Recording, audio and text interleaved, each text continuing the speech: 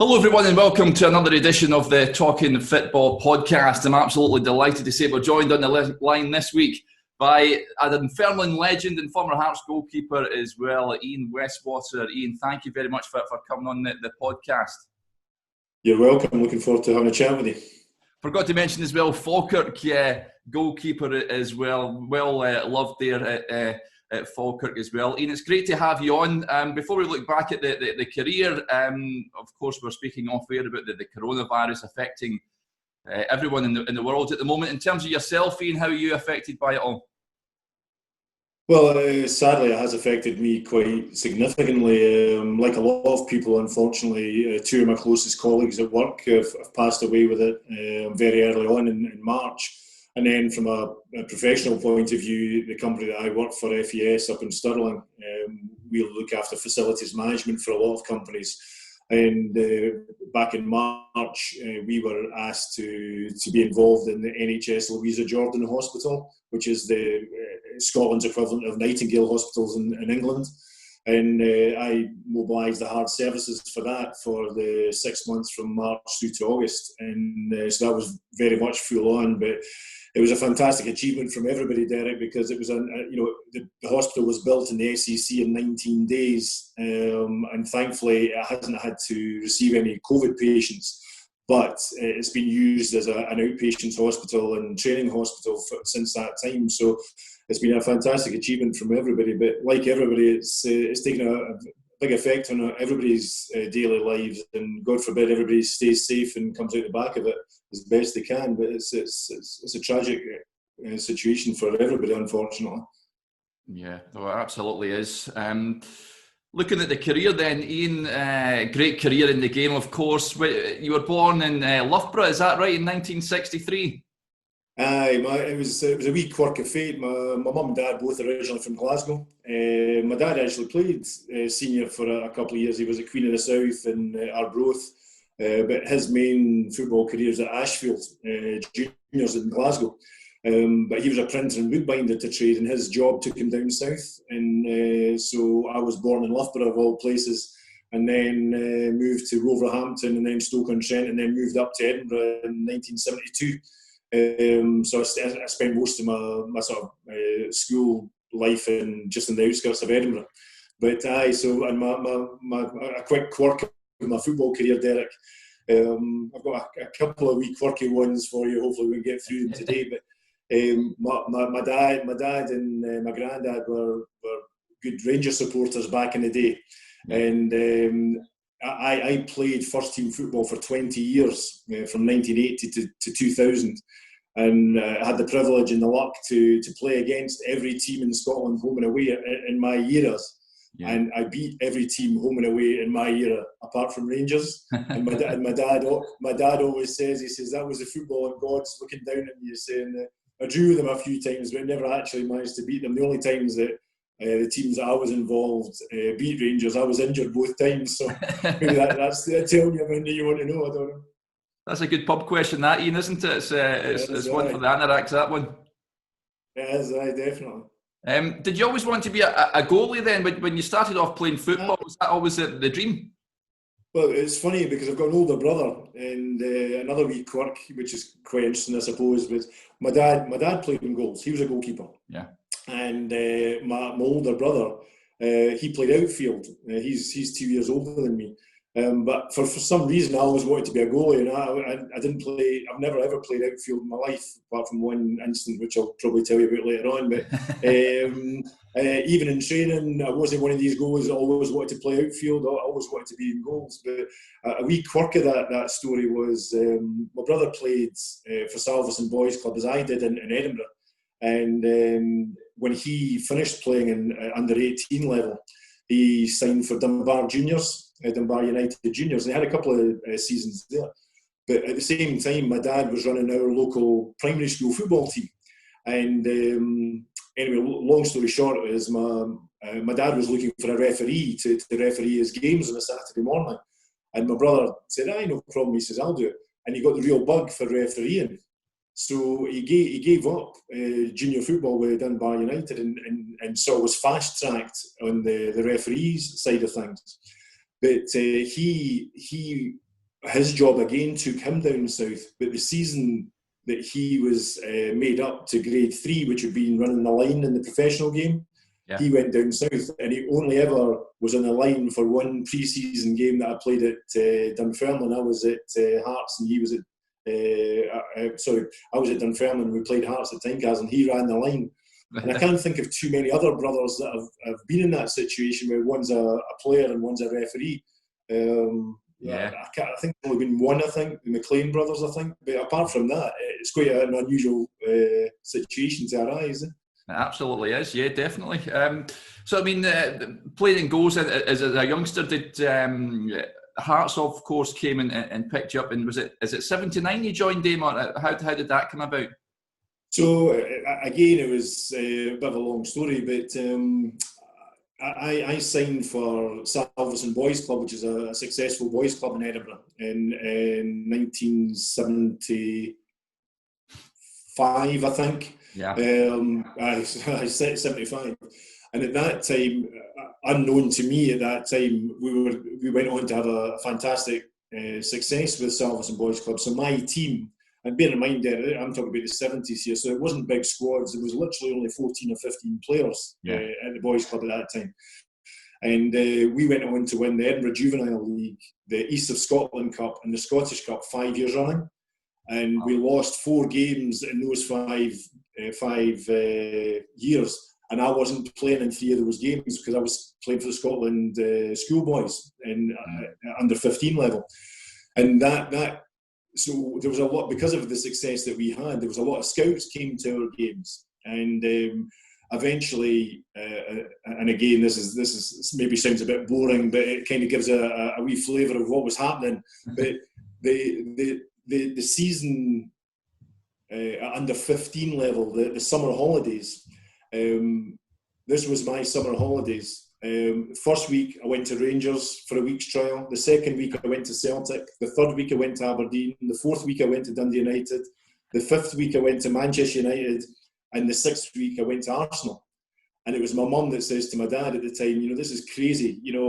Ian just needs to sort him, get a direction where he wants to go, because everything's, private life, school life's getting affected, and he probably just needs to sign. And at that time, Willie Ormond was the manager at Hearts, and he was signing, all the good talent in the local area. Yeah. So I signed for Hearts at the same time as Gary Mackay, and John Robertson. Yeah. And then latterly, Davy Bowman was going to sign for Spurs, but he ended up signing for Hearts as well. So the 4 of us ended up signing the same day with another player, a teammate of ours at Salveson, a lad called Stuart Gold. And we all signed on the same day and started at Hearts in June 1980. So that was our sort of career into Hearts. Yeah, you mentioned there Willie Ormond. Of course, he was in charge of Scotland, wasn't he? What was he like to work under? Well, to be fair, unfortunately, by the time I went full time at Hearts, Willie had left the club. So I signed as a schoolboy in '79. Yeah, and went in full time in the June of 1980. And at that time, Willie had left the club, and Bobby Moncur had become the manager. And Bobby was the ex-Newcastle captain and Scotland player, and so he said, but his big thing was to give youth a chance. So that season, Gary Mackay made his debut. Davy Bowman was the first of us to make his debut, and believe it or not, I made my debut in the November of that year.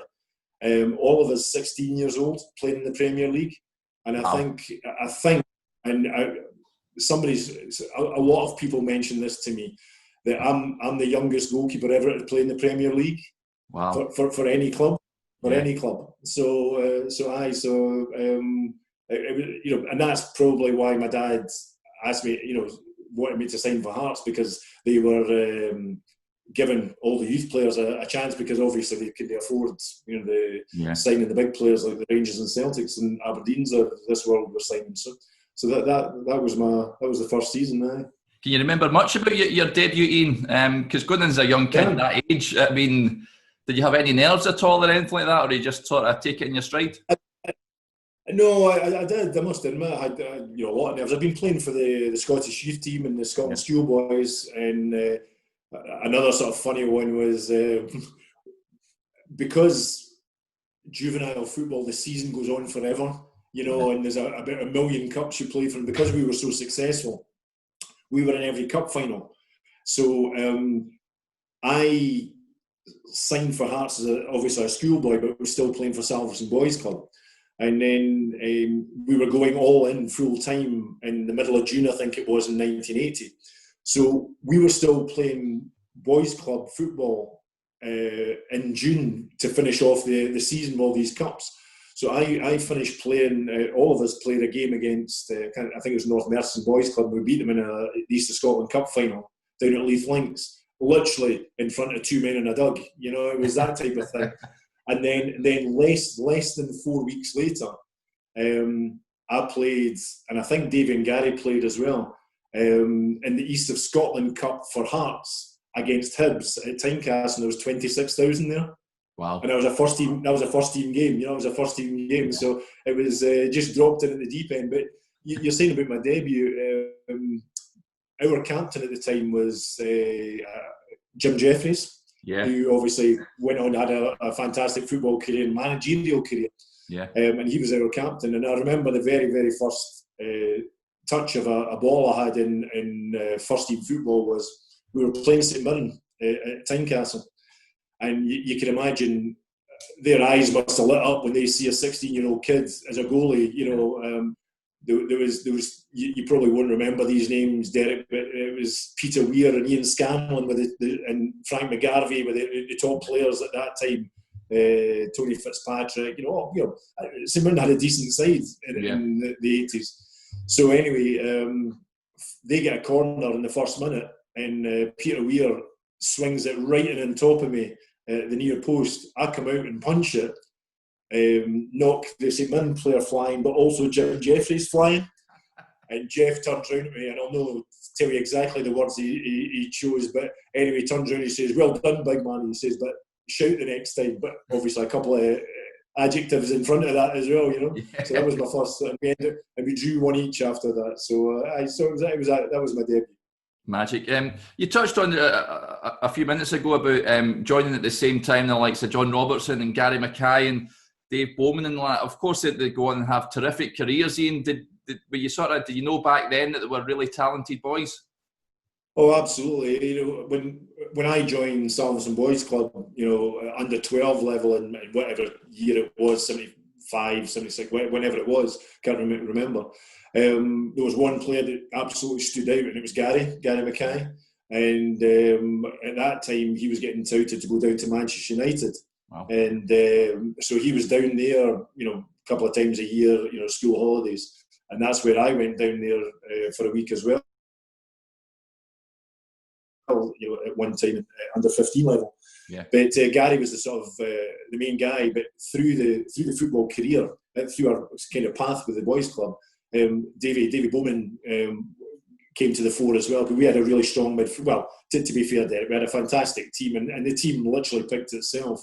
Out of the 11 players, I think 9 of us went full time, and 3 others went part time, and one chose to go an academic route. So his mum and dad decided that professional football wasn't for him. But so it was a fantastic career. The other lad that doesn't really get a mention of that era was, so there was 5 of us that went full time with Hearts. There was myself, Davy Bowman, Gary Mackay, John Robertson, and then a lad called Stuart Gold. And I don't know whether you know anything about Stuart, but Stuart was at Hearts for 4 or 5 years, but he was stick thin. He was about 9 stone soaking wet, but he was 6 foot, and he played at the back. And the manager at that time was Alec MacDonald. And Alex says to me, he says, they did everything to try and put some weight on him and a bit of bulk, but he just couldn't do it. Anyway, long story short, he got released. And he went over to play in the League of Ireland for Derry City. Yeah. And Stuart ended up having a fantastic career over in Ireland and won, I think, Player of the Year in Ireland a few times and things like that. So, and became captain of Derry City. So, it was a wee bit of a, whilst he didn't make the career at Hearts that he wanted to, but he had a fantastic career over in Ireland. Yeah. But, so that team, Gary was a stick out of that team. John Robertson, he ended up only playing for us for a couple of seasons. Then he went to Edina because he was a year younger than us. Yeah. But Davy and Gary were stick outs all the time. Yeah, and you mentioned Jim Jeffries. What was he like as a captain? Was he one of those to get right and sort of in your face and all that sort of stuff? Was he one of those? Well, again, it was one of these situations where as the kids, we were apprentices at the time. Even though some of us had played in the first team, we got changed in a separate dressing room, so we didn't really get to know too much about the first team players, other than we all were a bit in awe of them, to be fair. But Jeff was, I'll be honest with you, Jeff played how he managed. He was hard as nails, didn't take any prisoners, decent enough player. But he wasn't, I can't remember him being very, talkative and how boisterous, the dressing rooms get. You've got big characters. Yeah. He wasn't that type of guy. He was probably more mature, I think, than some at the time. But good captain for the club, and then obviously, fantastic manager going forward as well. Yeah. When you were in there, of course, they had, am I right in thinking, was it Thompson Allen and was it John Bruff, the two senior goalies there? Did they help you? Oh, brilliant. I mean, again, it shows my age here, Derek, but, there's no such thing as a goalie coach or anything like that. When I signed for Hearts, and this is genuine, by the way, when I signed for Hearts full-time, so there was Bobby Monker was the manager. Yeah.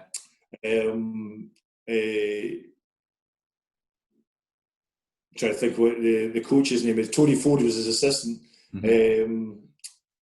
Somebody, Rennie, God, that's terrible, I'm forgetting his name. He was the first team coach. And then Andy Stevenson was the physiotherapist and the kit man, and he had a combined role. And that was it. There was nobody else. There was no sports scientist, no nutritionist, no video analysis, no nothing, basically. Yeah. And that was for 36 players. So it was really, so we didn't have a goalie coach. So John Bruff was a young goalkeeper at the time. Bruffy was only 21, I think, or 20 when I signed, and he was a Scotland under 21 goalie. So Hearts had the Scotland under 21 goalie and the under 18 goalie, which was myself at the time. So and then Tommy Allen came in later on in the career as a sort of part-time player. So and we just got on with it. And Ronnie McLafferty was another goalie that was their younger lad. So it was a relatively inexperienced goalkeeping crew. So we just got on with it ourselves, basically. So, but I enjoyed it. Bruffy was a fantastic character, a real funny guy, and also a very decent goalie as well. Yeah, it's funny you mentioned about the goalie coach. We had Bob Wilson on back a few months ago, and he said he was one of the first goalie coaches in the UK when he was a goalie coach at Arsenal. And you think, I mean, and that was in the late 80s, 90s, and you're thinking, it's mad to think now that never had goalie coaches. What did they do? Just fire shots into you every training session?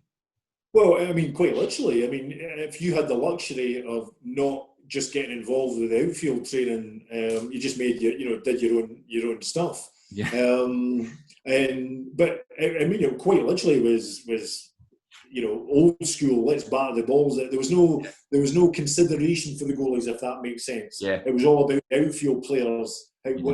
And we used to say, well, a lot of the stuff that was done at that time was quite falsist in terms of sort of real game perspective. Yeah. So you're smashing balls from about 6 yards and then saying, why was the goalie not making any saves? Well, of course he's not going to make any saves because it's an unrealistic situation to put yourselves in. And that's why I used to say, I enjoyed the goalkeeping side of it, the goalkeeping coaching of it, and I was lucky, I suppose, in so much. My dad was an ex-goalie. Yeah. So he could give me feedback all the time about my games, because he quite literally didn't miss a game virtually my whole football career. So he was my biggest critic as well as my biggest fan. So I was lucky in that respect. But on a day-to-day basis, it was nothing. You just got on with it, And I mean, you were there at Hearts for quite a good number of years, Ian. But of course, back then you never really get much opportunities to play. Was that the reason you decided to leave in the end? Well, again, the situation was one of the things that in football you have absolutely no control over. So, as I said, I made my debut for Hearts in November of 1980. Yeah. Had a couple of games there, and Bruffy then came back in. And then later on that season, I was playing for the Scottish professional youth team over in a tournament in France. Yeah. And we'd drawn with East Germany, I think, and drawn with Italy. And the final game we were playing was against Brazil in the group qualifying match. And so we were drawing 1 each with Brazil. And it was absolutely throwing it down with rain, Derek. It was coming from the heavens. And last minute of the game, one of their players slid the ball into the box. And it wasn't even a 50-50. It was probably a 60-40 for me. Yeah. And I've slid out, taken the ball, and the guy's done me. And I got carted off. I wasn't even up the tunnel. Big Gordon Marshall, Big Marsh came on as the sub. And I wasn't even up the tunnel, and the referee blew for full time.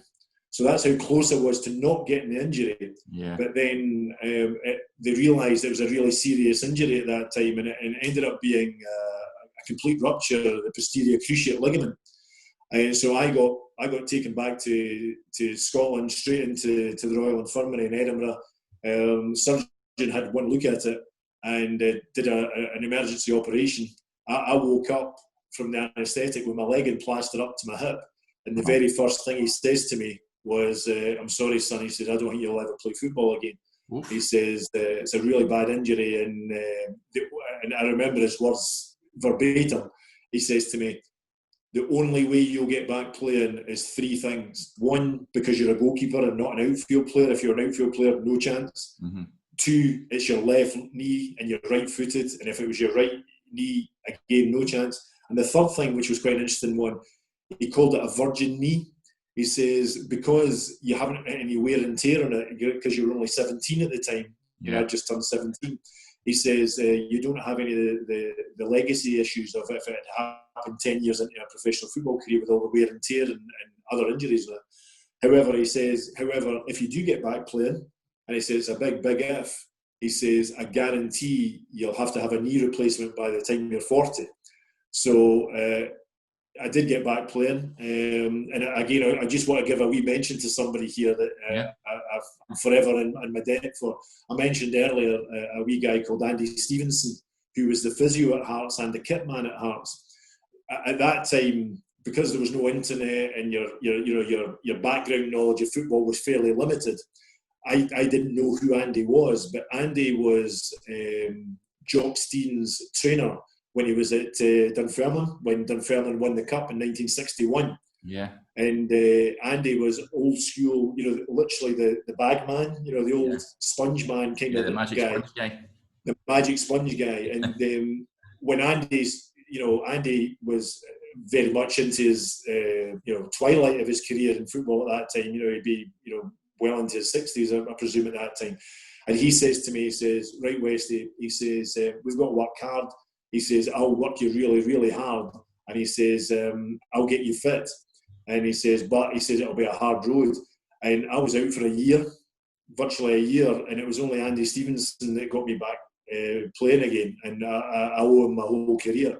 And Andy is a little bit of a forgotten hero in football. And he passed away just recently, but one of life's good guys.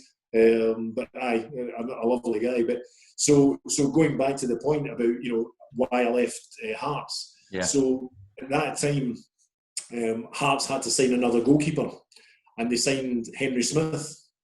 Yeah. And Henry came in from Leeds. Henry was 26, so he was approximately 10 years older than me. And as we all know about Hearts history, Henry came in, established himself in the first team, and went on to have a fantastic career at Hearts in the goals. I got back fit again and tried to get back into the first team, but Alan McDonald was the manager by this time, And wee Doddy used to say, to both of us, he's got the best of both worlds. He's got an experienced goalkeeper that's playing really well, and he says he's got a young kid that's champing at the bit to play. So he's got the best of both worlds. But of course, with a goalie, you either play or you don't play. You can't fit in a different position. So it was a wee bit frustrating for me. So when Dunfermline and Jim Leishman came calling a couple of years later, I jumped at the chance, to be fair. Yeah, absolutely. I've got to touch on, obviously, the injury, Ian. How tough was that? Like you said, you could remember the doctor telling you verbatim about your chances of getting back.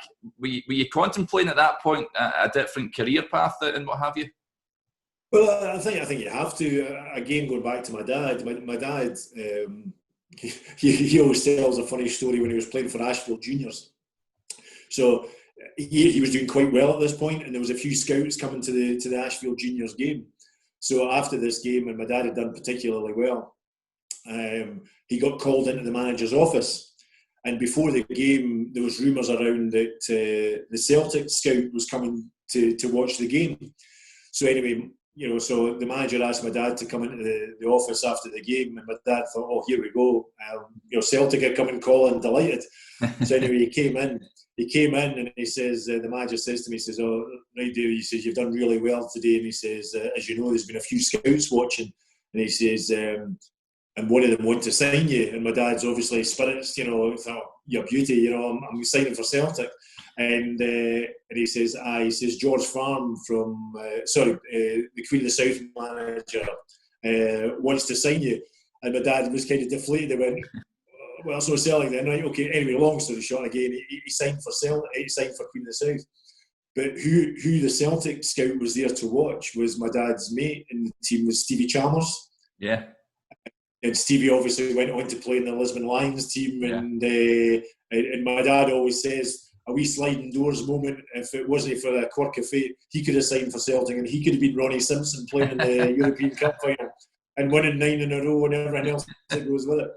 But not long after that, my dad was playing for Arbroath. He went on loan to Arbroath. Yeah. And after signing for Queen of the South, and he got a horrendous injury. He got a double compound fracture of his leg. Yeah. So and he was told almost there and then that he would have to give up. He got back playing again, and then in one of the games back, he dived at a guy's feet, and it was what was the lad's name? He played for Rangers, and he ended up being a journalist, and his son played. Dougie, can't remember. It doesn't matter. Anyway, he dived at the guy's feet, and he burst 3 of his ribs and punctured his lung. And then he got up for the rebound for that incident, and the next striker came in and smashed him in the head. And he got 11 stitches in his head. So my mum told him at that time, because at that time they were obviously all part time, and if you weren't working, you weren't getting any pay at your work. And it was my mum that says, look, enough's enough, David. You've got to give up. So my dad had to give up football, and he was very pragmatic about my career. So when I got the bad injury, he says, look, get yourself back fit, and he says we can take it from there. See where you go. So I did. I got myself back fit with the help of Andy Stevenson. But I must admit, I knew the career wasn't going to be at Hearts because of Henry, and so I just had to make a decision where we're going. So whilst it was tough, I was still the other kind of thing at this period that might be worth just mentioning, Derek, and I don't know you can maybe cover it later on, but another quirk of my football career is I was the first choice goalkeeper for Scotland from under 15 all the way through to under 18. Yeah. Then I got my injury, and the number 2 was always Brian Gunn. Yeah. And the number 3 was Gordon Marshall. Mm-hmm. And the number 4 was a lad that was at Hibs called Robin Reid. So I was the number 1. Ben was the number 2. Marsh was the number 3, and Reedy was the number 4.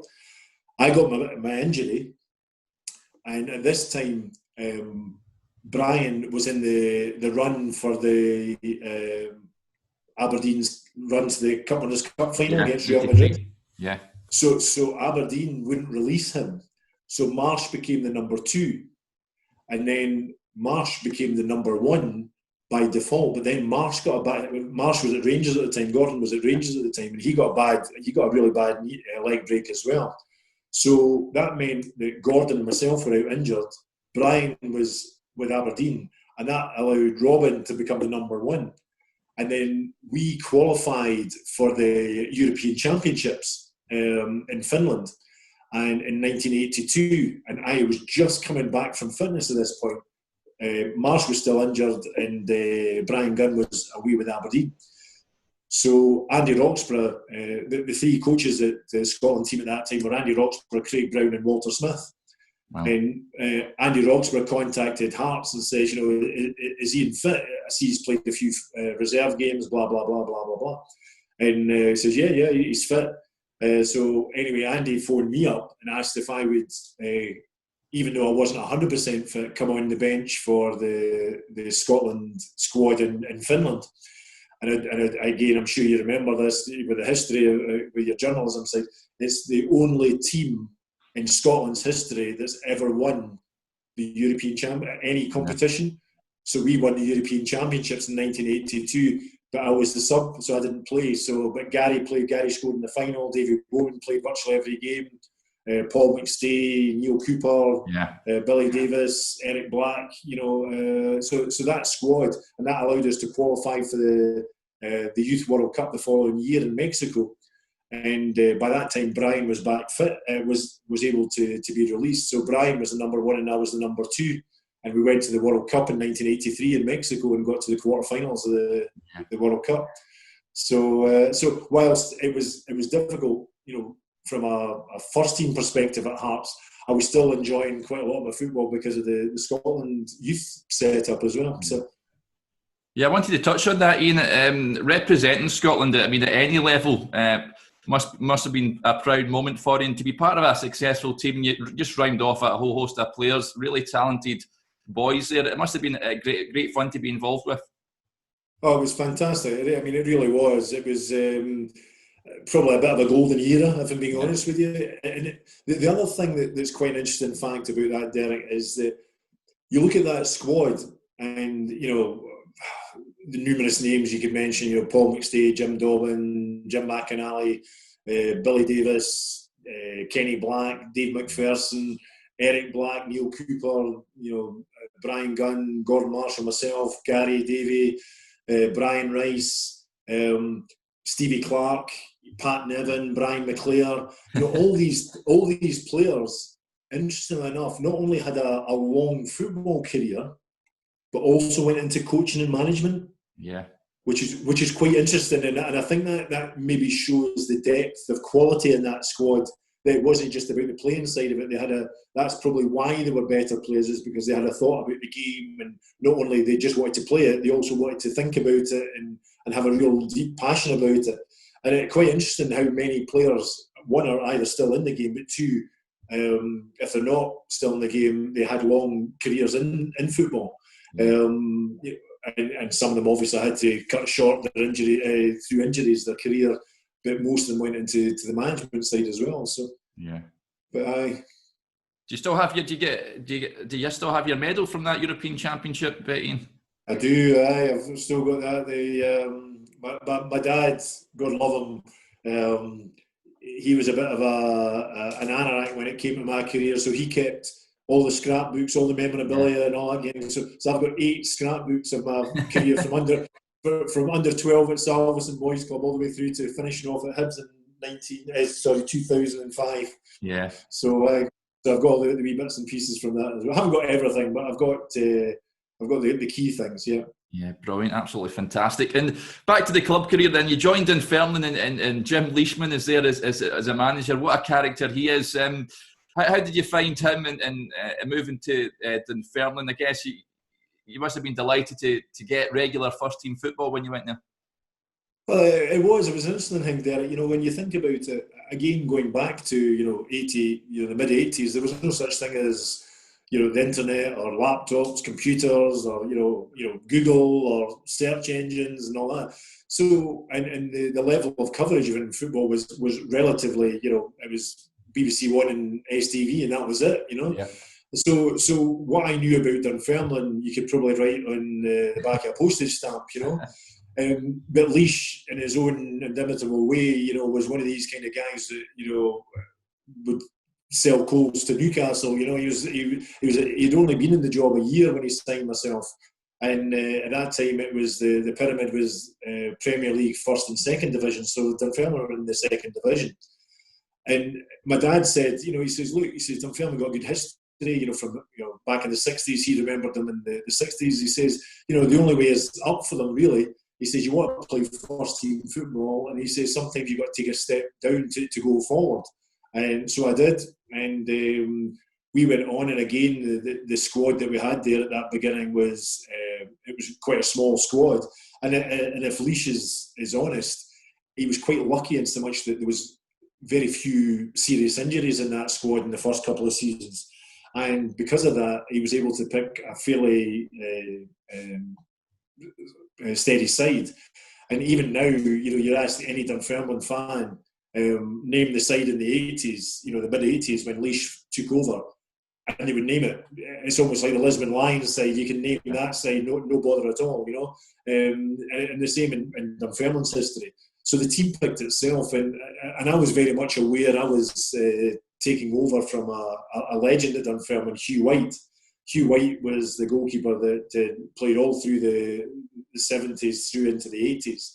And fantastic career, an absolute gentleman, unfortunately no longer with us, but just one of life's good guys. So I was very much aware. I was 21, just turned 21, filling big gloves, big shoes, big boots, and I went in there, but I was lucky enough to have a wee bit of success. We missed out in promotion in the first year by a point.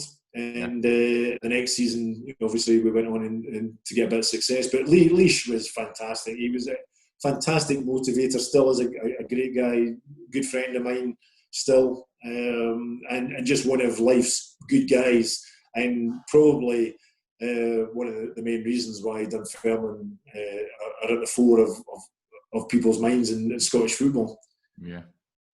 Yeah, absolutely. And you set a cracking record. Was it your first season? Was it 6 matches, a shutout record at 617 minutes without conceding a goal? I mean, that's incredible. Is that still a record to this day, Ian? I think it was either equaled or just missed out on by Sean Murdoch a couple of seasons back. Yeah. But I know it was more or less the same. I'm not 100% sure, but I had a fantastic. When you talk about shutouts, everybody automatically thinks the goalie's making save after save after save after save. But whilst I contributed, the team, the defensive team was fantastic. We had Bobby Robertson right back, Davy Young centre half, Norrie McCarthy sweeper, and Bobby Forrest, left back. And that team literally chose itself every week in, week out.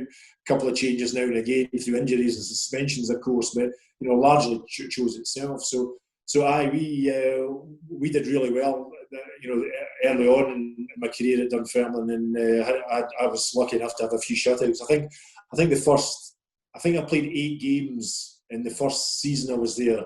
The tail end of the season. Yeah. And I think we had 6 shutouts or something like that. And then the following season, I think we had a record number of shutouts in that season as well. So whilst it was great to have a personal record, it was a good team achievement as well. Yeah, but how much did you enjoy playing at East End Park? Again, it was very different, of course, to what it looks like now. It was the main stand, and then the big open terracing at the Cowdenbeath end, the away end, and then the shed down at the home end, the left. What we call the home end, the west stand. Yeah. Now the Norrie McCarthy stand. Yeah. East End is a very long pitch, but quite a narrow pitch. Mm-hmm. And kicking was never my forte, so that was always a wee bit of a struggle. But I always enjoyed, just like the vast majority of football teams, they always like shooting into their home supporters in the second half.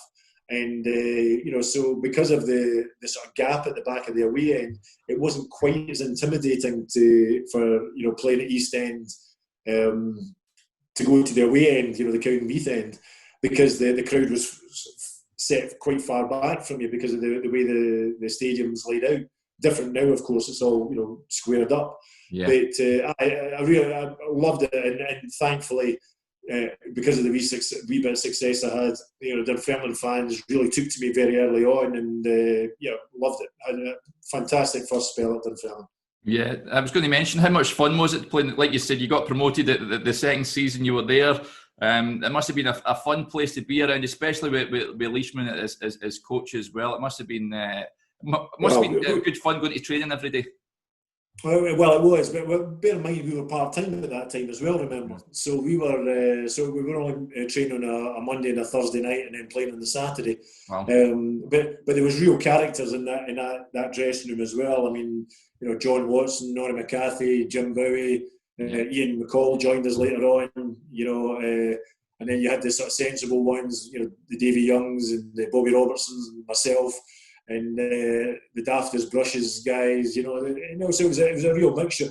And interestingly enough, like a lot of part-time clubs, an interesting mixture of professions as well. So you had trades guys, you had plasterers and brickies and roofers, but you also had accountants and doctors, and so it was quite a broad church. So that dynamic was really good as well. I mean, one of our players, I'll not name him, but had to have a shower every time before the training started because he was a plasterer, and he was covered in plaster every. So not too many professional footballers have to have a shower before they start training, But Leash was, he was a great motivator.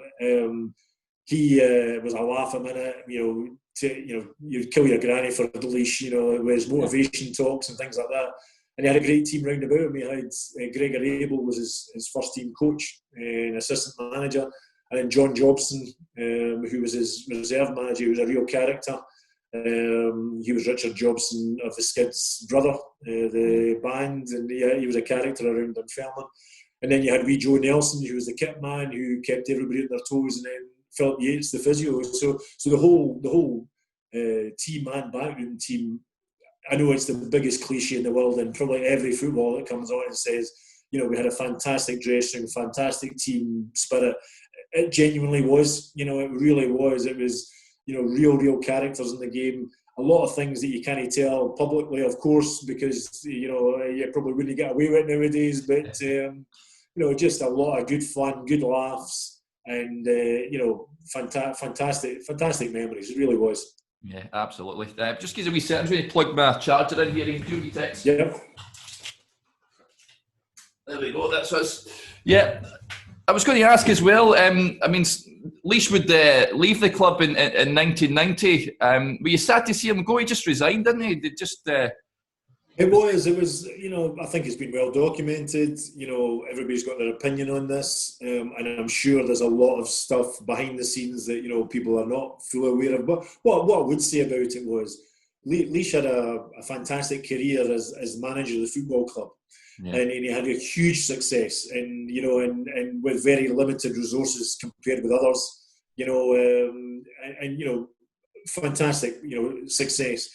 When we went full time in 1987, 88, Ian Munro came in as his assistant because Gregor Abel had decided not to go full time because he was a school teacher. So he remained in that position with his day job. So Ian came in. And I think whatever the politics and whatever else was happening behind the scenes, Leash is a proud guy. He has the offer of the position. I think was director of football or general manager or whatever the position was. The problem at the time, Derek, was that was a very new title. Yeah, that was a new position. That wasn't really something that was particularly thought of. So to be fair to Dunfermline, it was probably a little bit forward thinking for them. And Ian Munro was a fantastic football guy, very technically very good on the training ground. But Leash was the motivator. He was the key motivator, the man manager, and Ian Munro was the tactician. and everything about it. So I think there was a real change in the football club. Ian had brought in a lot of new players when he came in as part of that team. So there was a little bit of a breaking up of the old guard and the new guard coming in.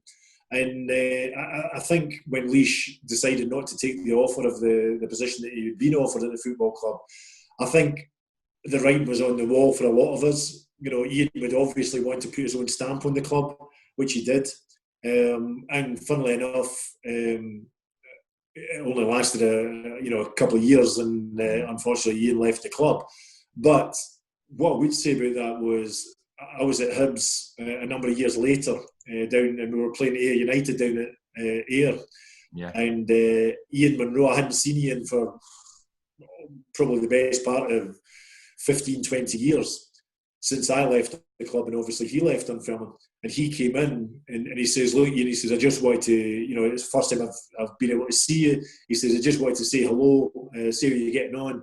And he actually says that he had, one of his regrets in football was he broke up the team too quickly, because he wanted to put his own stamp on it. Yeah. And he says that was one of the biggest regrets. And he says that, and it probably was, he probably took too many changes too early. And that, obviously didn't provide the results that were needed. But and I think Laois, again, you would probably have to ask Laois, but does he have regrets about the whole situation? Of course he does, because he's back at Dunfermline and he's in a different position now. But he probably has done the job that he was probably asked to do back then. Since then, so he was doing the sort of director of football, general manager's role within the football club, and something, let's be honest about it, he was put on this earth to do, because he's a motivator, he's a man manager, he's a salesperson. Let's be honest about it. He's one of these guys. He's a larger than life character, and Dunfermline have hugely benefited from Laois's input over the years, and still remain so as well. Yeah. Absolutely. I wanted to touch on some players that were at Dunfermline when you were there, Ian. David Moyes, of course, would have a little spell there. And the club spent £500,000, wasn't it, on bringing Istvan Kozma in as well. What were these guys like? Well, as far as Moyes is concerned, so my Moyes and I, again, a little bit of a quirky one as well. So back in 1979, I think it was. I think it was the English Schools FA's centenary, or the Scottish. I think it was the English Schools centenary FA. Mm-hmm. And they decided they would play Scotland-England matches at home and away, but at under 18 level at schoolboys, which is very unusual. Now, I don't think it ever happens, because of course by the time under 18 comes, all the good players have been signed up by professional teams. So the way Moyes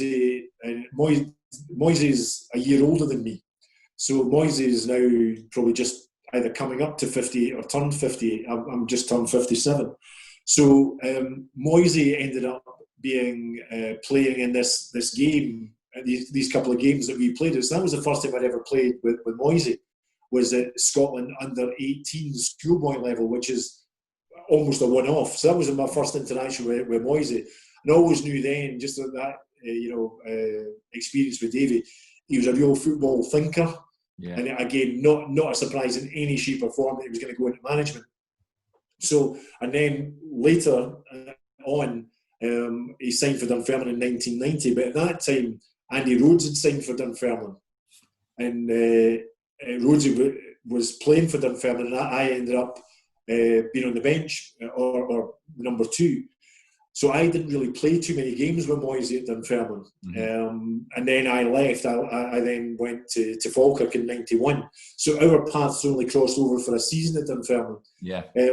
But all the while, you knew Davy was going to go into management. He was always analysing the game, deep thinker about the game, and a good lad, very vocal and a good lad. And Istvan, funny story about Istvan. So Blair Morgan was a director at Dunfermline Football Club, And I don't know what the connection was, but he had a connection through to Bordeaux in France. Yeah. So the first thing we did was we ended up going to Bordeaux's training facilities for a week's pre-season training. Okay. And they had this big purpose-built chateau with, just state-of-the-art. It was just light years ahead of what Dunfermline had. Yeah. So that was the first thing we did. So when we got back from there, our commercial manager, whose name shall remain nameless because of the story, came to see the dressing room one time, and she says,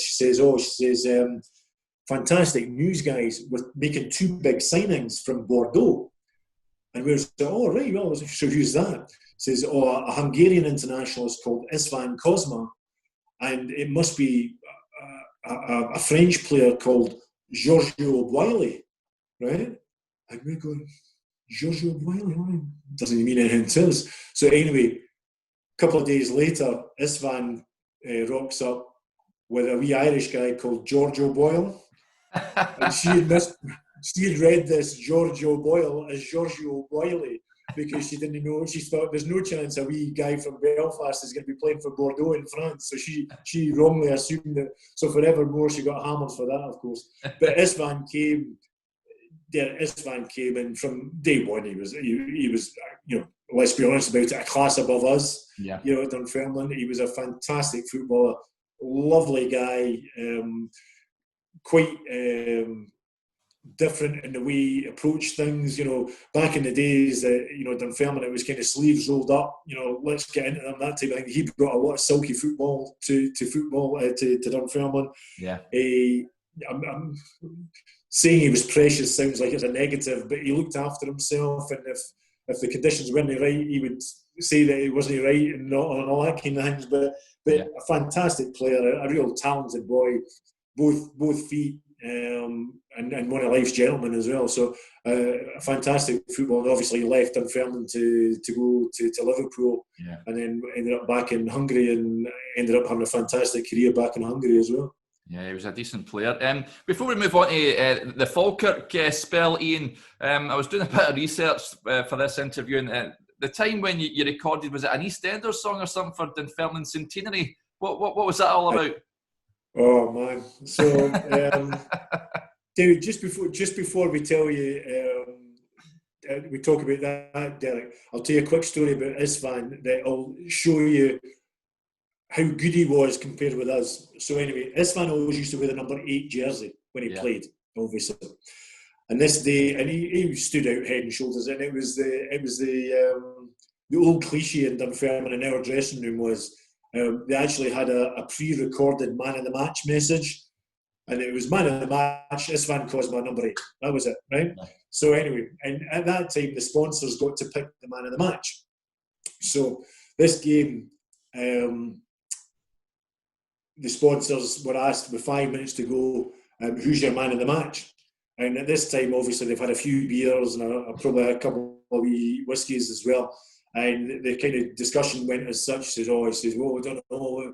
To be fair, we've not really been watching much of the game. We've been enjoying the hospitality too much. But I tell you what, that number 8, Istvan Kozma, is a fantastic player. We'll give him man of the match.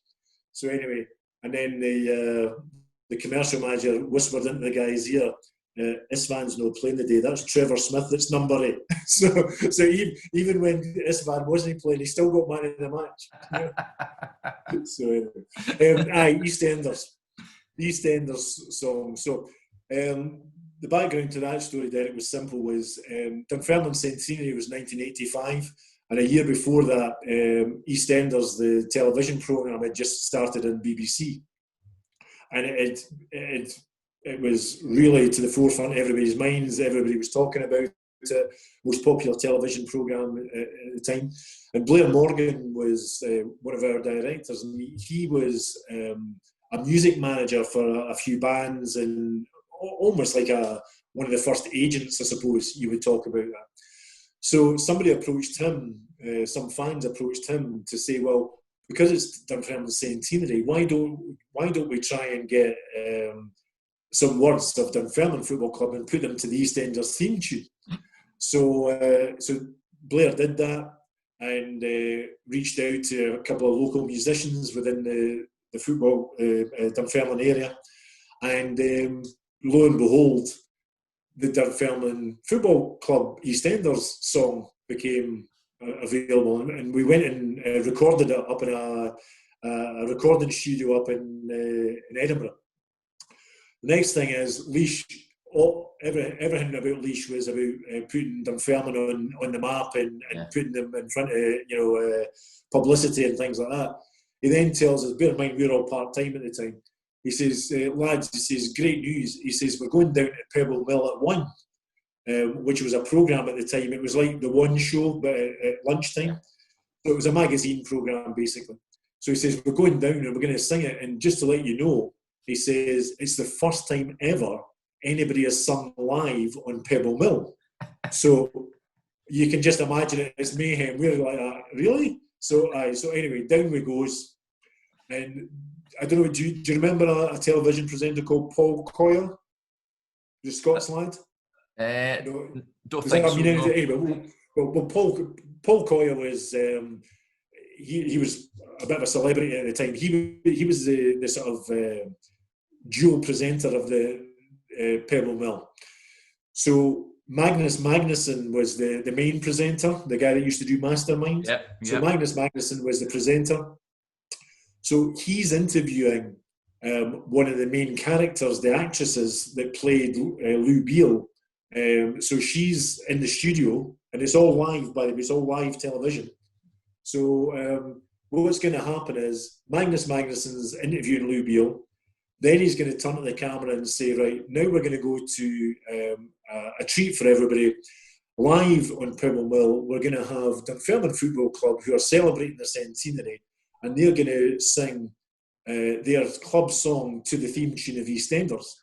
And Paul Coyle is in front of us saying, right, I'll count you in, guys. And it'll be 5, 4, and then he's going to be silent, 3, 2, 1. And then we're singing live. So for a laugh, one of our players decided to kid on that he'd farted just on number 2. So he went 3, and then there's this loud, right?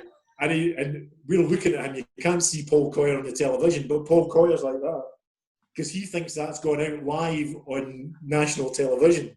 Then we go on and sing the song. And then afterwards, we're in the green room. And he says, lads, he says, just to let you know, the director told me that fart sound missed out by 1 second going out live on television. So we just got away with it no more. So that was my wee claim to fame is that not only have I had a record out, I've also sang live on television and national television, and also I'm on the front cover of Dunfermline's cookbook. So I cover all kinds of bases on this kind of thing. So, magnificent stuff. So you moved to Falkirk then in 91, Ian. Of course, Jim Jeffries was manager there. Is that maybe the main reason why you decided to change clubs?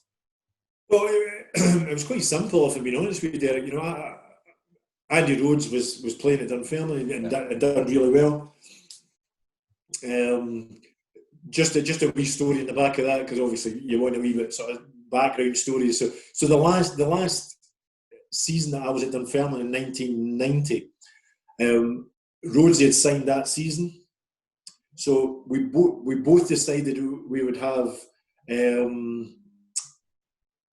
turnabout pre-season games, because sometimes the manager will say, do you want a half each? And we said, well, we'd rather play full games just to get into it. So anyway, we played 4 games each in the pre-season friendlies, and I had 4 shutouts in those games, and Rhodesy let a few goals in. And then the start of the season was, at that time, Derek, the first team played the game, and then the reverse fixture was the reserves. So we were playing Rangers at Ibrox in the first team, and the reserves were playing Rangers at East End in the reverse fixture. So Phil Bonham, the assistant manager, came in and pinned up the 2 team sheets on the Friday before we went and for the games. And Rhodesy was in the first team, and I was in the reserves. And at that time, there was no such thing as sub-goalies or anything like that. Yeah. So, and Rhodesy turned around to me. I was good friends with Rhodesy, you know, just to let you know, with goalkeepers, and I'm sure, you know, all the goalies that I've spoken to, there's a camaraderie about goalkeeping. You know, the fact that only one of you can play, that's what it's all about. So you shouldn't fall out with the other goalkeeper. It's not his fault that he wants to play just as much as you want to play. If you've got any gripe, it's with the manager because he picks the side, you know. Yeah. So anyway, me and Rosie were good mates and sat next to each other, you know, in the dressing room, you know, for the training and things like that. So he says to me, he says, Westy, he says, this must be a mistake. He says, you know, you've had 4 shutouts, you've done all right. He says, you know, I can't even believe I'm playing. And I says, look, I think it's just Ian wants to, you know, put his own slant on things. I says, it is what it is, you know.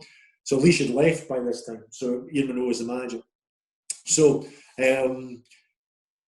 so I'd had 4 shutouts.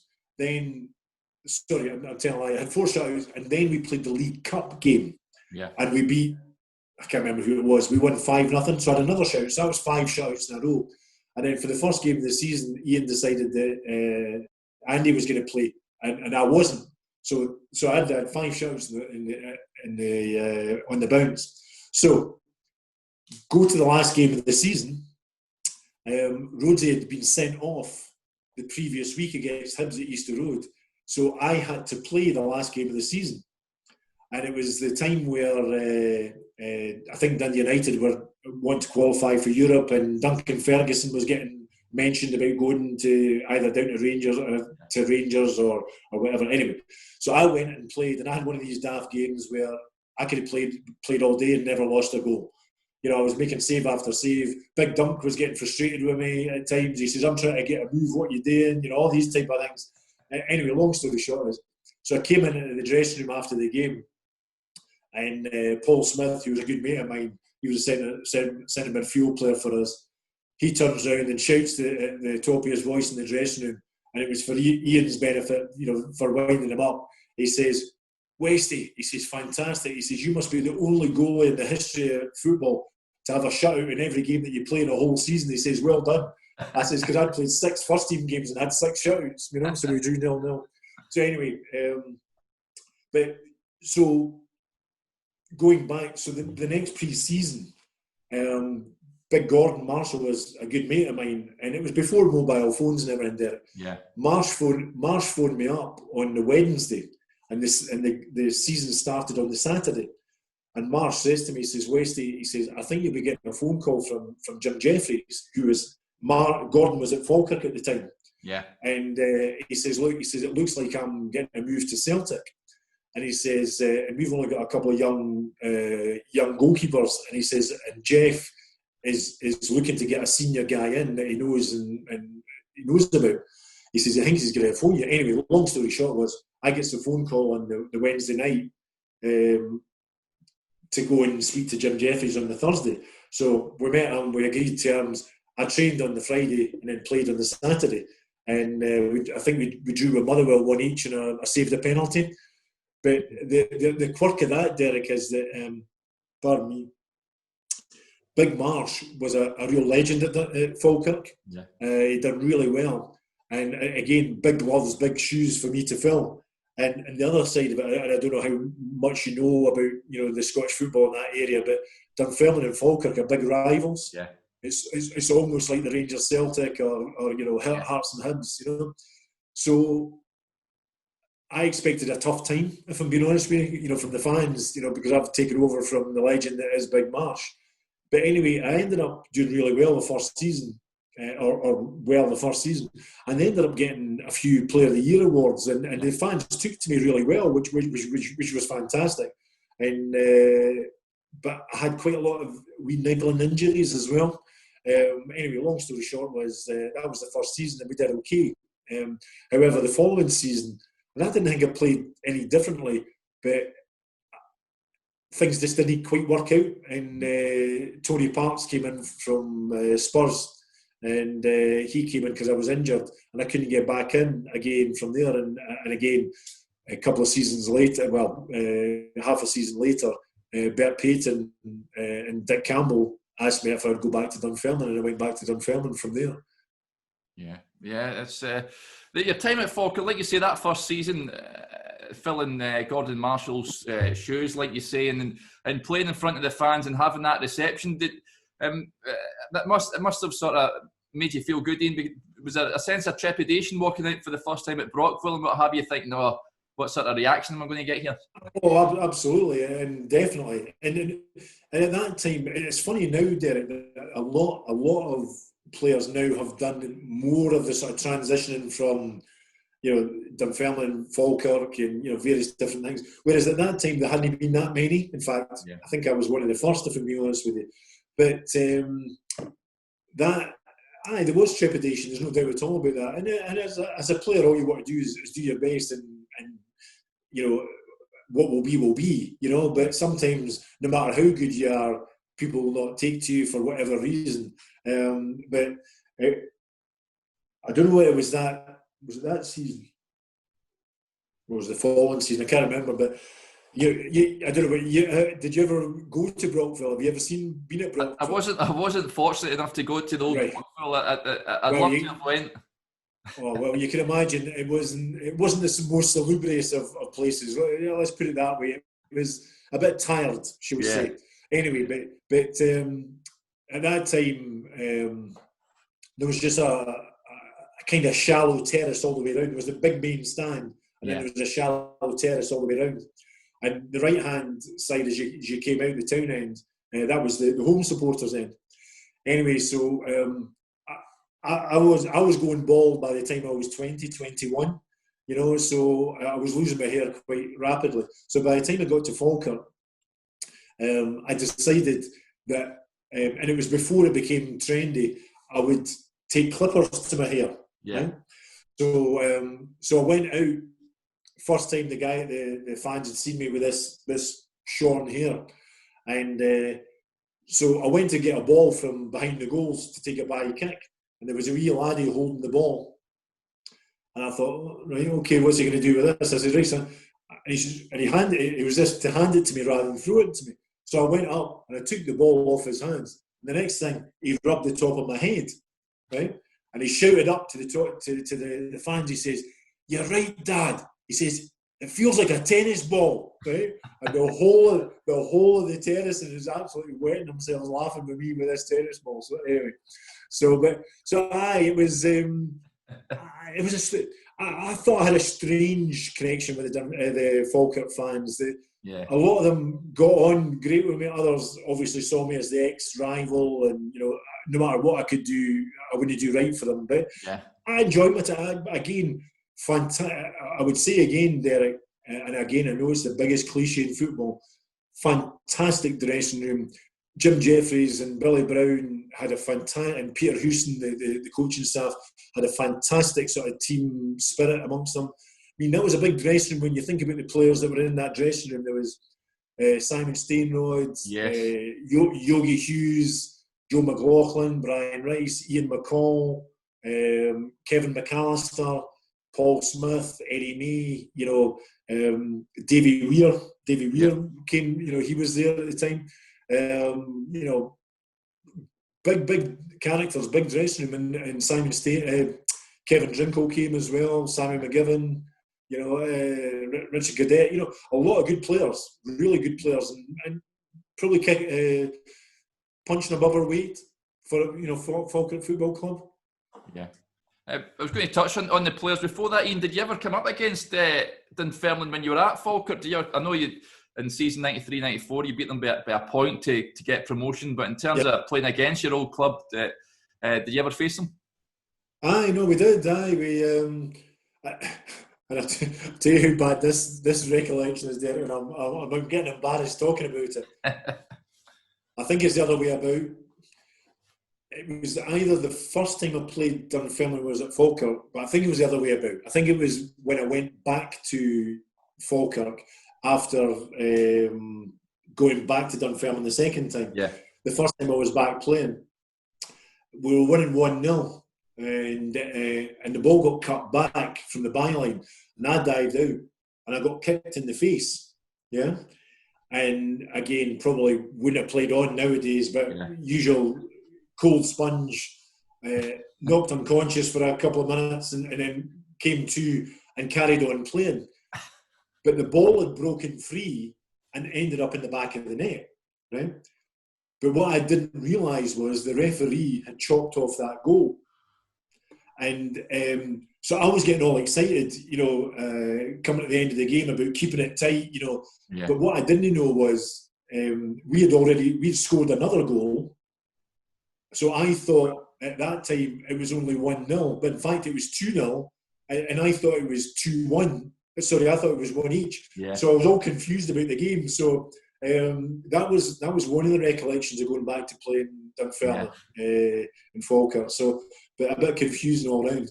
Yeah, absolutely. The players you mentioned there, I mean, cracking players at Falkirk at that time. Yogi Hughes, what a character he is. Again, another lively dressing room when he's around. I could tell you so many stories about Yogi which would frighten you. But I will tell you one because it's a funny story, but again, a crazy story when you think about it. I'm not going to name the name of the player because it's unfair, but I'll name the rest of the story. So I was saying to you about Falkirk and Brockville not being particularly salubrious and a bit tired and everything else with it. So the home dressing room at Falkirk, there was a small communal bath that sat maybe about 8 players, and then there was about 3 showers. So at one point, there was obviously works getting done within the main stand. And unknown to us, there was myself, Eddie May, Yogi. We're all sitting after the training in this communal bath, sitting having chewing the fat. And the next minute, this young lad came running into the shower room, jumped up and pulled an open cable that was hanging from the roof and threw it into the bath. Well, exactly. We're like that. What the hell are you doing? Well, Yogi has gone mental, right? He's got out the bath and he's sprinting through completely bollock naked, trying to catch the offending player who's obviously got his kit on, and he's sprinting away. So now you've got a picture of the scene. They're now out onto the pitch. The players running around. It's like somebody out a Benny Hill sketch. Yogi's bollock naked and telling him what he's going to do to him if he catches him because of how stupid he could be.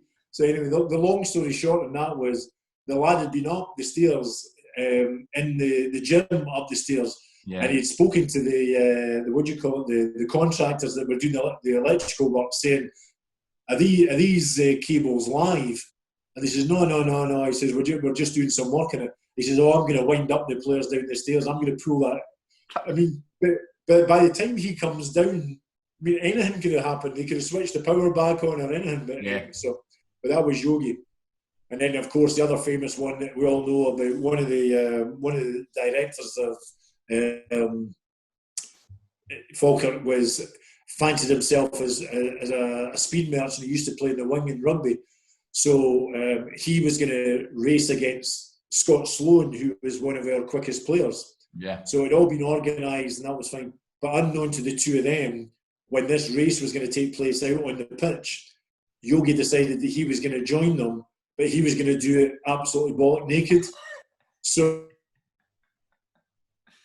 the race started, and then suddenly the streaker appeared, and Yogi appeared in the background, and then he started to run. So, but real character, lovely fella, one of life's good guys, and a mate of mine, and top drawer, good guy. Yeah, absolutely. Another one was Simon Steinrod. We had Dusan Virto on last week, and he was talking about him being the manager at Dundee, walking on the park with like a cowboy hat and all that. Again, was he another one that was just a character? Big character. I mean, fantastic player, of course. A couple of stories about Simon. We were playing St Johnstone up at McDermott, and they scored against us. So Simon is taking the kickoff at the halfway line, and Simon says to wee Sammy McGibbon, just touch the ball to me. And Sammy's like, what are you talking about? He says, just touch the ball to me. Anyway, he touches the ball to him, and then Simon pings it from the halfway line over Lindsay Hamilton's head into the goals and scores from the halfway line. And of course, at that time, it wasn't getting televised, but St Johnstone videoed their games. But because they didn't want to embarrass anybody, they wouldn't release Falkirk the live coverage. So the week after, I think STV came to Falkirk and says, "Can we try and recreate that famous goal?" And Simon took about 1 million attempts to try and do it. He couldn't do it, but eventually he did it. But so that was Simon. But the other story about, and it links in with Yogi. Simon and Yogi, two larger than life characters. Yeah. Both of them fancied themselves as quite hardy guys as well. So Yogi used to say to Simon, "I could take you any day of the week. In fact, I could take you with one arm tied behind my back." And Simon says, "I'll take you. I'll take you up on that never." So anyway, bear in mind this is a full-time professional football club you're talking about, and we're playing a first-team game on the Saturday. So Friday after the training, unknown to Jim Jeffries and Billy Brown, we decide to have a wee boxing competition. So the home dressing room, the treatment table gets taken out of the home dressing room. A wee mini boxing ring gets put. So there's the boxing squares being put out in the middle of the dressing room, and Yogi and Simon get the boxing gloves on. And the only rule of the boxing match is we're not allowed to punch each other's heads. So anyway, they start punching, and they are going at it. I mean, proper hammer and tongs. I mean, they are really going for it. Both of them are brave as lions and proud as punch. They're never going to let on that they are literally bright red with the punches that have been thrown. Billy Brown hears all the commotion, comes in, the assistant manager, Billy Brown, comes in and goes, jaw just about hits the ground. He goes, "What the hell are you doing? What happens if you get injured or anything like that?" And big game, but that kind of sums up the two of them. Daft as brushes, but good characters, big characters. Yeah, absolutely. Have you got timing to carry on, or do you want me to call you? No, I have. No, I have. No, carry on. It's fine. I've got to be out by 11 latest, but if you want to carry on, it's fine. Yeah. Superb, it's lovely stuff. You moved to Dundee for a wee spell, didn't you? Is that right? And you never did you play there? No. What happened was I knew that Dunfermline were interested in signing me, but at that time the timing wasn't quite right. But by this time, Tony Parks was in playing for Falkirk, and I wasn't playing. However, Jim Jeffries had put together a swap deal that included myself and Neil Duffy going to Dundee, and I think Jamie McQuilkin and Dusan Virto going to Falkirk. Mm-hmm. Anyway, long story short was I didn't particularly fancy it because I knew that I wanted to go back to Dunfermline, and it was just a matter of time. So anyway, I spoke. Jim Duffy was the manager at Dundee, and he says, "Look, Wesley," he says, "come up for a few months." He says, "It'll be more of a coaching role," because I'd been starting to do my coaching badges at that point, and I was starting to do the sort of goalkeeping coaching side of things. And I says, "Look," I says, "Okay," I says, "but I don't want to commit myself to a long-term contract." He says, "Well, come up and sign for 6 months." And he says, "And see how you fancy it." And he says, "If it works out, great. And if not," he says, "I'll not stand in your way." And anyway, true to his word, that's what I did. I went up, and Michel Pajot and Paul Mathers were the two goalkeepers up at the time. Yeah. I coached them for a wee while up there, helped out with taking the reserves as well on the coaching side of it, with the goalkeeping side of it. So I really enjoyed my time up there, but it was only a very short time. And then Bert Payton and Dick Campbell phoned me up and asked if I'd be interested to come back to Dunfermline, and obviously jumped at the chance. Yeah, absolutely. And of course, you mentioned there Bert and Dick were in charge. We had Bert on again a few months ago as well. Cracking guy, different than Jim Leishman that you were played under before. Ian, how did you find Bert and Dick? As you say, very different characters. I thought it was a perfect combination, if I'm being honest with you. You know, Bert, a lot of people, and Bert, you obviously spoke to him, you know, a few weeks ago. Lovely guy, gentleman, completely and utterly modest guy. Doesn't talk about it, but he's one of the best players in Dunfermline's history. Yeah. And playing wise, yeah. And was through the halcyon times, fantastic, career as a player. And then had a good coaching career as well. Not as a manager, but as a coach. He was assistant to Alec Totten, and a few others. Yeah. Aye, so but I think he was out of the game for a wee spell and was down in Rosyth, I think, for a wee bit. Yeah. Him and Dick, and of course everybody knows Dick's credentials. One of the most decorated coaches in Scottish football's history, and so his and a larger than life character. So when he came, it was almost like not the good cop, bad cop. I don't mean it, but the quiet guy and the loud guy. Yeah. Bert being the deep thinker about the game, and then Dick being the sort of larger than life character. So they sold me the club. Didn't need to sell me the club. I would jump at the chance to sign. We signed, and we had a really good time. Unfortunately, my second spell at Dunfermline, I had a lot of injuries. All the while my knee was starting to come back to roost, but still had a fantastic time. Within my second period at Dunfermline, and they always say it's a bit of a gamble going back the way. Yeah. However, I'll be honest with you, I had as equally a good a time when I went back to Dunfermline as I did, the first time round, which was saying something, to be fair, because I really enjoyed my time the first time. Yeah, I was going to say that because you never get any stick when you went to Falkirk. Did you get any stick when you went back to Dunfermline? No, and that's the good thing is that the Dunfermline fans have always been very, very supportive to me. So I didn't get any of that stick, which was good. I probably expected a wee bit, if I'm being honest with you. But when I went back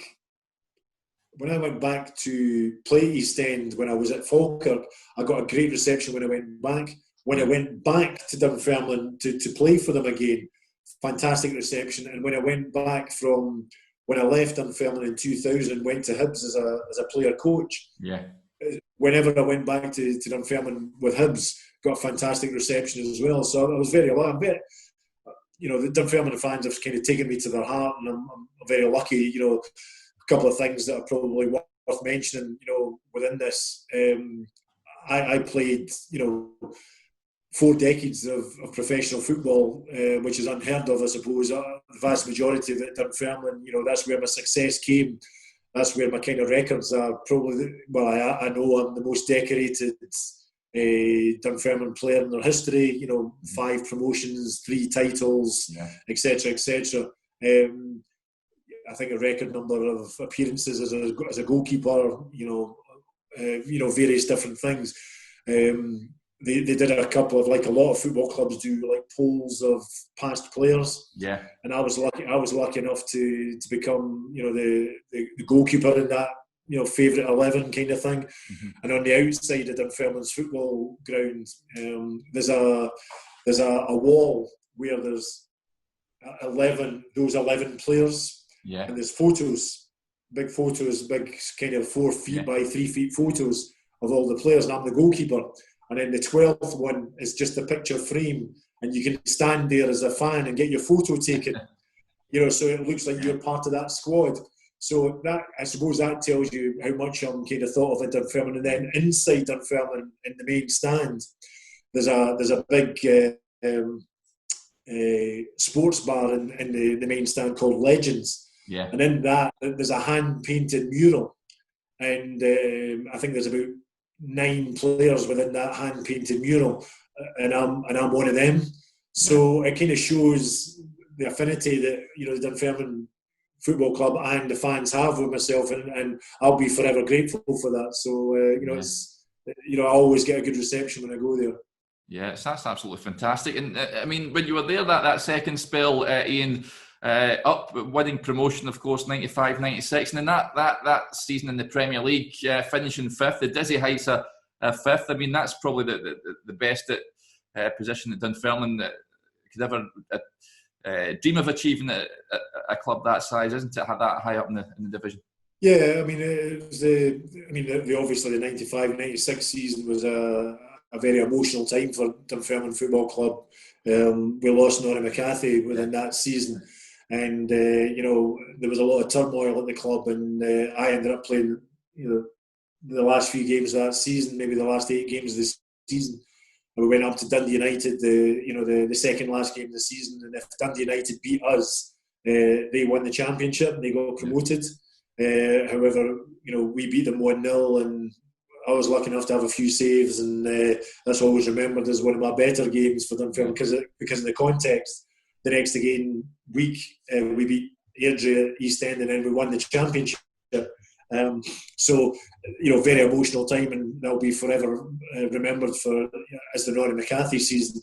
Yeah. And then, as you say, after that, we ended up having a really good time, and had a good success for Dunfermline Football Club that following season. And I personally did okay as well during that period as well. So, yeah, absolutely. You mentioned there Norrie McCarthy. I mean, on the players and what have you, how sort of big an impact does that have on you guys, and does it sort of bring you sort of closer together, would you say? Oh, it definitely did, Derek. It was, Norrie McCarthy, it's one of the stands at Dunfermline is called the Norrie McCarthy stand. That's how high in people's minds he is at Dunfermline Football Club. But Norrie was just a fantastic guy. A good, kill your granny. For type of guy. He was one of these type of players that would run through a brick wall. At times he thought he was a better player than he was, by the way, but that's another story. But he was a converted midfield player that ended up being a defender. But at times he tried to be a silky footballer. Sometimes that didn't always work out. But no, joking apart, he was a great player. Trusted him intrinsically and how he played. It was a goalie's dream because you knew what you were going to get from him. But when he passed away, it left a massive hole, not only in the playing side, but obviously from a personal perspective from the players. And it was a huge shock. And it's all testament to, Dick and Bert for driving the football club through a hugely challenging period.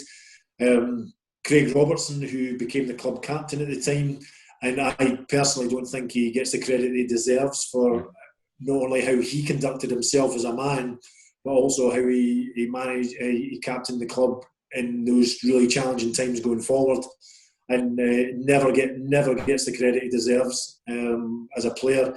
Really fantastic footballer, and to be fair, all the rest of the boys for getting on with the job and winning it for Norrie, because it could have quite easily had the opposite effect, a tragedy like that happening and having a hugely negative impact to the football club. Because remember, that was in January that happened, so that was literally halfway through a season, of a very important season for the football club, to try and get back up into the Premier League. So, tragic.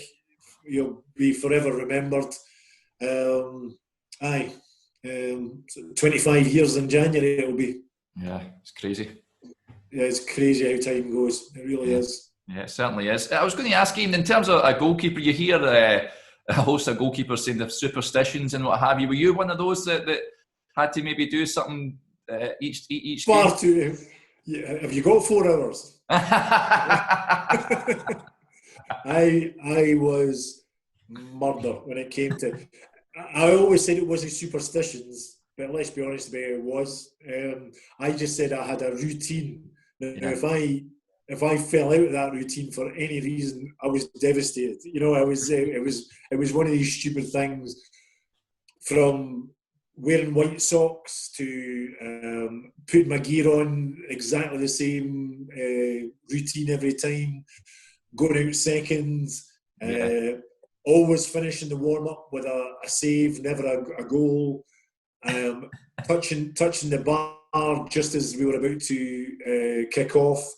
To taking it when I saved the ball in the warm-up, the last one, I used to then try and kick it into the dugout, ping it over from the goal into the dugout. Where do you want to go? And everything else in between. By the way, none of them were too successful, as anybody knew that watched me playing. But at least I tried. Magnificent, good stuff. And when you're at Dunfermline as well, I mean, Bert would move on, and Jimmy Calder would come in. He's not doing so well just now, unfortunately. God bless him. But what was he like when you came into the football club, Ian? Well, of course, at that time, again, because there was no internet at that time, and knowledge of the game wasn't as much as we would have. We didn't know anything about him. I'll be honest about it. We knew nothing about him. He came in, and I'll be honest with you, and this is completely no disrespect to Bert or Dick or Jimmy Nichol. Prior to that, he brought in a completely new way of training and way of working and analysis of games. Very much the Dutch way, as you can imagine. He was very measured. This sounds really boring, Derek, but you could almost guarantee every day at training what you were going to do. Yeah. He was so disciplined. There was a routine that he did Monday to Friday. I literally stuck with it all the time. He was very measured in what he did.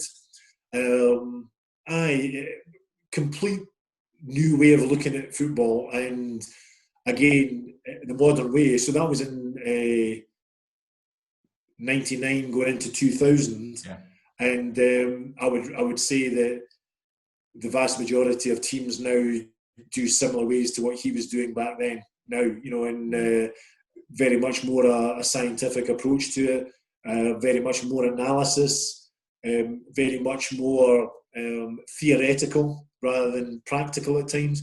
A lot of passing and ball retention in the training, not so much the physical aspect of it as much. It was more about the ball. So it was a breath of fresh air, to be honest with you. Yeah, and you'd of course join Hibs in 2000, not so long after. Massive club, of course, and at that age, at that time of your career, Ian, was it? How did that move come about?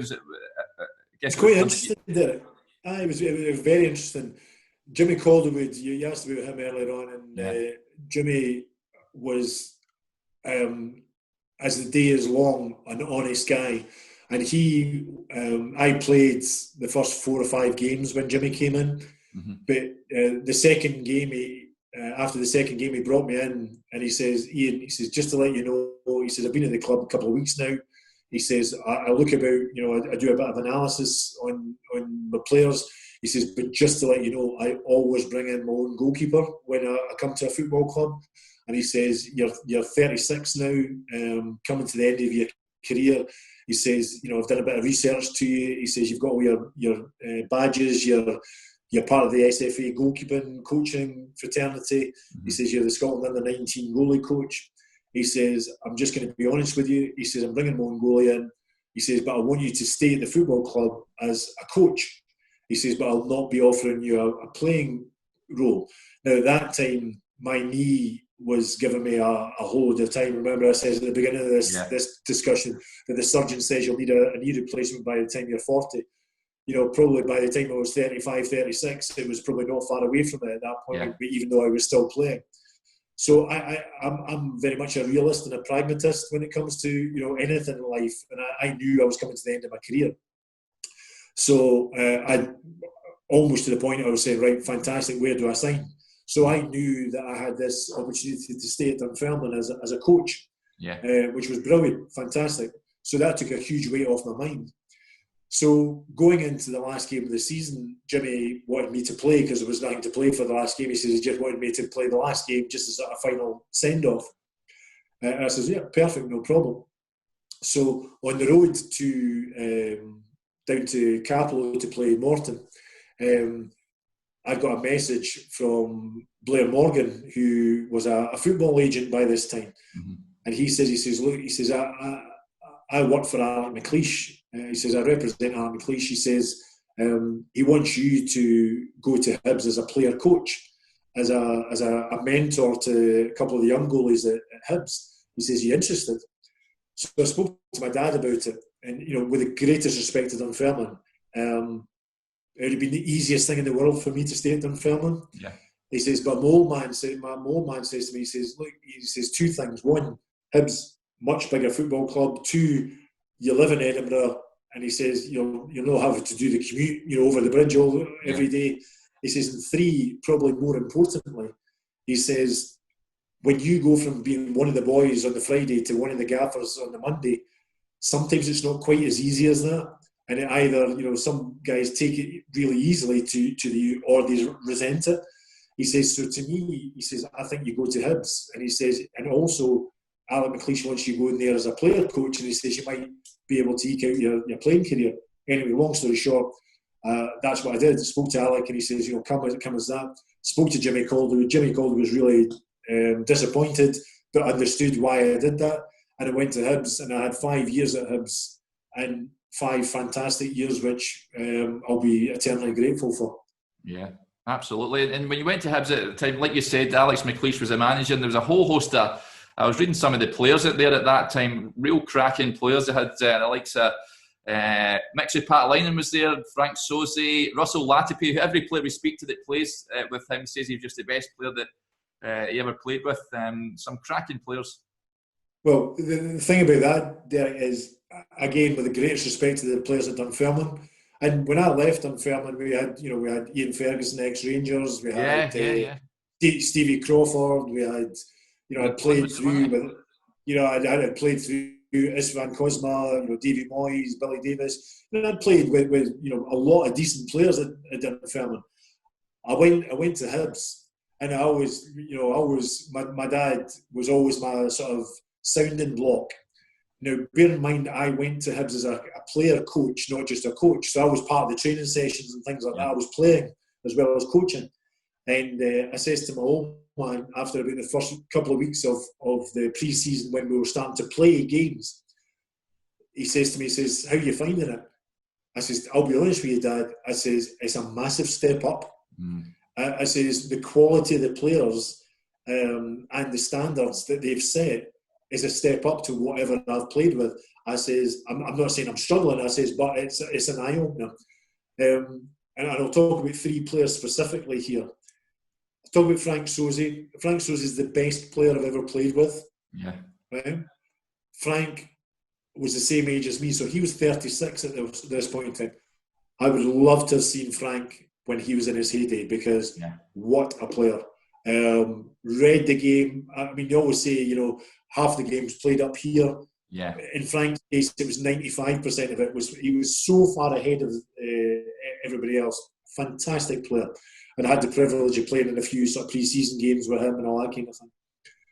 Mixu, a good Bolton man, from your background with your connections with Bolton. A really underrated player. Yeah. Mixu was the best target man you will ever get playing. Strong as an ox. I mean, I always liked the gym. I like the fitness side of the game, probably because I was having to protect my knee all the time. So I was probably as fit as any goalkeeper that I played with or against. So I did a lot of gym work, probably before it was fashionable to do the sort of sports science bit and all that. But you look at Mixu stripped, and there's no definition to him. He's just a big, big lad. Yeah. But I was playing it compared with him. He was the strongest guy by a country mile. I mean, Yogi was a strong guy. Various other different... Norrie McCarthy was a strong guy. Yogi was just a complete and utter different animal to him, to them. And one of life's really good guys, and was always going to go into the coaching side of things there. And then you come to Russell. Russell Latipi, the most skillful, just a skillful player. Things he could do with the ball, others could only dream of. His skill set was fantastic. His ability on the ball, creativeness, his passing, his good finisher as well. People forget about that. A real good finisher as well. But so I was lucky to play in that team. But I also played in, there was other players in that team that were, Uli Larsson, Didier Gat. Yeah. Ulises de la Cruz was there as well, wasn't he? The Ecuadorian. Yeah, Uli came as well, so all of these guys, fantastic players, really, really fantastic players. But then the other side of that is, because I was coaching as well, I was coaching the reserves and the under-18s as well, under-19 teams. So I was at Hibs for just shy of 5 years. And I always say the same thing to anybody that's willing to listen to this and is interested. if Hibs were not a selling club, which every football club in Scotland is, by the way, is a selling club, and if they were able to retain the players that I'm about to mention, I would guarantee they would have won the Scottish Premier League. And I'll just name you a team, and you'll go, wow. So in my time at Hibs, so you can have any one of 2 or 3 goalkeepers. You can have Nick Cogan or Danny Anderson or any of the guys, Tony Cake. Stephen Whittaker, right back. Gary Caldwell, centre half. Ian Murray, left centre half. Uli Larsson, that went to Celtic, left back. Or David Murphy, that went to Birmingham City, left back.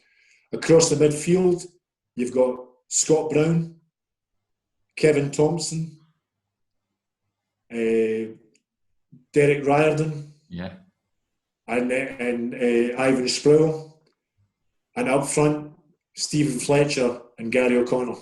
Yeah. You're not going to tell me that team, if that stays together, doesn't win the Premier League. Yeah. Because what a team I've just described to you there. Yeah. And they were all lads that came through that period when I was there, and I'm proud to say that I had a tiny wee interaction with them in the start of their football careers. Yeah, I remember when Tony Mowbray had them, they were just thumping Rangers. I think they beat them 3-0 on a couple of occasions. They were beating Celtic at Parkhead, and you're right there, Ian. I mean, they're cracking players. What a talented side they had. It's just a shame that was just broken up. But I guess that's finances dictate, don't they? 100%, and that's why Hibs were on a strong footing, because they were able to sell, Scotty to Celtic, for 4 million and 4.5 million, Kevin to Rangers and all the rest of the players that moved on from there. I always tell a wee story, and I don't know where Scott will ever remember this, but Scott Brown had just come into the reserve side at this time, and I was one of the coaches now. I was now living over in Fife, and I'd had a big operation on my knee, and I had my leg in plaster up to my hip. So Scott had just passed his driving test. And I says to him, Scott, will you pick me up to take me to this reserve game and bring me back? He says, yeah, no problem at all. So anyway, we went and we played this reserve game. And we came back, and Scotty was really frustrated with himself because when Scott first came into Hibs, we weren't really sure what position he was going to play. Yeah. So at one point he was playing centre mid. The next minute he was playing wide right of a 4. Sometimes he was playing right wing back. So I can't remember what position he was playing in this reserve game, but he was getting really frustrated with himself.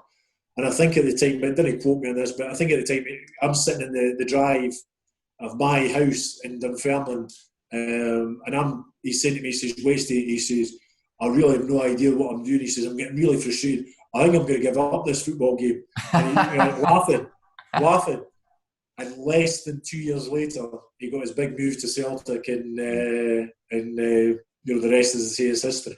Yeah, it's crazy. But like you say, I mean, so talented. You rhymed off Derek Riordan. Was Gary O'Connor there at the time as well as a young boy? Yeah, I mean, so Derek and Gary were the 2 main strikers, eh? Yeah, daft as brushes, but I mean, what talents, weren't they? Both talented boys, and they'll be the first to say that they were supported by a couple of really good players at the time. So particularly Craig Brewster took Gary O'Connor under his wing, and I think Gary, learned a lot from Craig. Craig Brewster, fantastic football player, and a real gentleman of the game as well, and a real knowledge of football as well. So he really helped Gary and Derek, go on to bigger and better things. Yeah, of course. Alec McLeish would go on to join Rangers, and Frank would take over, but he sort of struggled, didn't he, Frank? Did you know sort of how it never sort of worked, because you think it should? Well, it's like a lot of these things, unfortunately, in football. Just because you've been a fantastic world-class player doesn't mean that you can transfer that skill set into management and coaching. And I think Frank simply struggled in that part, and I think his confidence took a real hammering, and he was a very, very proud man. And I think, because of that, he decided that, it wasn't working out. And, I think Rod Petrie, the chairman at Hibs at the time, and him were very close and were saw obviously it wasn't working out the way Frank wanted it to, and in the results, obviously it's a results-driven game, and he was obviously struggling with that side of it. And it was sad because you don't want to see somebody struggling like that, and it really affected Frank. It really did. Yeah. But Frank left the football club, and then Bobby Williamson came in, and we had a bit of decent success with Bobby and Jerry McCabe and Jim Clark through that period as well. So got to a League Cup final, and had some decent success at that time. We were bringing through the younger players as well, the Stephen Whittakers, the Kevin Thompsons, the Scott Browns of this world. So they were getting brought through. So there was a bit of a transition period that Bobby had to, and Bobby also had to go through the nightmare where remember the television rights fell through, and a lot of football clubs had real financial impacts on that. So Bobby had to sort of manage through that process as well. So that's why he had to play a lot of the young boys. But again, they thrived coming through it as well. Yeah, excellent. And I mean, you'd leave. Was it 2005? You'd leave in a sort of roundabout way. Gordon Marshall would take over. Is that right? Aye. So what happened was, I think it was Operation 8 on my knee, and the surgeon and the surgeon said, he says, look, Westy, he says, enough's enough. He says you need what's called a complex knee replacement, which is top and bottom. He says, and unfortunately at that time I was only 42. I'd stopped playing at that point, obviously. But the surgeon says, look, he says, you're taking so many tablets, to try and keep the pain at bay and the inflammation away. He says, you've simply got to try and get a sedentary job. He says, because the reality is, if I give you a knee replacement now, which you desperately need, he says, that's fine short term. He says, but if you go back into the football side of things, even coaching, he says, you'll wear that out very quickly. And he says at the time, he says, you will only get between 8 and 15 years out of a replacement knee before you need a new one. And he says, you only get 2 or 3. And he says, if you do the simple maths, that would take you up to sort of mid-60s at the latest. And he says, you would then probably, with the best will in the world, be on crutches or in a wheelchair by the time you're mid-60s. Yeah. He says, there's no decision really to be made. So I spoke to Tony Mowbray and Rod Petrie and explained the situation. They were very, very pragmatic, very helpful, and just says, look, just stay on in the role until such times as you get yourself sorted out with whatever you're going to do, which I did. And at that time, a lot of people are saying to me, it's devastating news and you'll be really disappointed. However, I looked at it the opposite way. Mm-hmm. If somebody says to me, in June 1980, will you have 20 years playing first team football and another 5 years coaching, and you'll have a wee bit of success with winning championships and various different things, represent your country, and then go into the coaching side of it, reasonably successful, being in the coaching structure of the SFA, and being part of that role, which set up one of the first UEFA and FIFA accredited coaching badges, and be part of the Scotland under-19 setup. Would you take that? I would have said, where do I sign up? And that's the simple thing about my football career. Apart from a couple of very, very minor things, I can look myself in the mirror every morning and just say, I gave it my best shot as a footballer and as a coach, and I was quite dedicated to what I did. What you can't legislate for, Derek, is injuries. Yeah. And I lost a lot of football because of injuries, and that's something you can't legislate for, but you just got to get on with it. And a lot of footballers have been certainly less fortunate than myself when it comes to injuries, and have had to finish their careers, a lot sooner than I had to. I had 25 years in the game, loved every second of it. Still part of the former players committee at Dunfermline Football Club.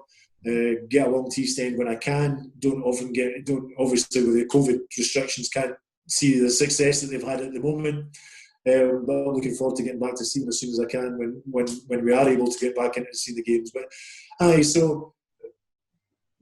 2005 when I had to retire from football, was it a big wrench? 100%, absolutely. However, my old man used to say to me, if a working man can enjoy 50% of the working day, he's a lucky boy. He says, so just think how lucky you are, getting paid for something most guys would give their right arm to do. And I tell you, that's one of the things that I used to get frustrated about in football, was people not giving it their best shot and not being as dedicated as I was, because it is a short career. And if you get it right and you're lucky, you can be set for life. But there's so many players that back in my day, which you think you get a wee bit frustrated because they're not willing to put the hard yards in. But nowadays, I think that's very different because of the fact that there's no hiding place in football now with the sports analysts and the sports scientists. You don't get away with it nowadays. You can't get away with it. Whereas back in my day, playing wise, there was people that weren't probably as dedicated as they could be. But then again, there's the oldest cliche in football, isn't there? Every one of us sitting, talking about football or playing football, went to school or had a mate that was a fantastic footballer, but he never got the breaks. I would argue that's complete nonsense. Mm-hmm.